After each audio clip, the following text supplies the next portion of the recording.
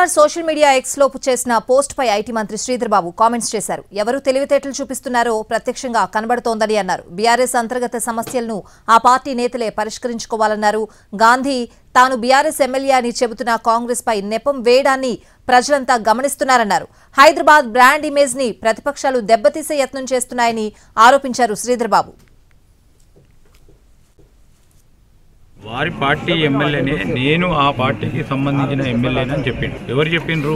అరకెపూడి గాంధీ గారు ఏ పార్టీ అని చెప్పిండ్రు. ఈరోజు వారు మాటలు మీకు సంబంధించిన అంశాల విషయం మీరు తలదూర్చుతున్నట్టు మేము తలదూర్చాం.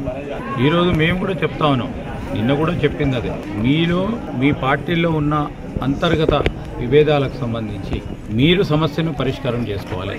అది మా పార్టీపై మెప్పటం చేస్తూ ఉంటే ప్రజలందరూ గమనిస్తున్నామని చెప్పినాం. ప్రత్యక్షంగా ఏం చెప్పలేదు, ప్రజలే చెప్తారు ఎవరు తెలియగలవారు.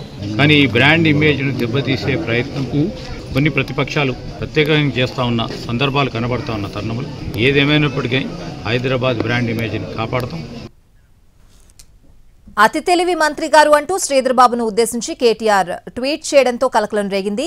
బీఆర్ఎస్ ఎమ్మెల్యేల ఇళ్ల చుట్టూ వారికి కాంగ్రెస్ కండువాలు కప్పిందెవరు? నీతిమాలిన రాజకీయాలు, నాటకాలు దేనికంటూ కేటీఆర్ ప్రశ్నలు సంధించారు. అతి తెలివితో హైకోర్టును మోసం చేద్దామనుకుంటున్నారా? కానీ ప్రజలన్నీ గమనిస్తున్నారని కేటీఆర్ ట్వీట్ చేయడంతో శ్రీధర్ బాబు కౌంటర్ ఇచ్చారు.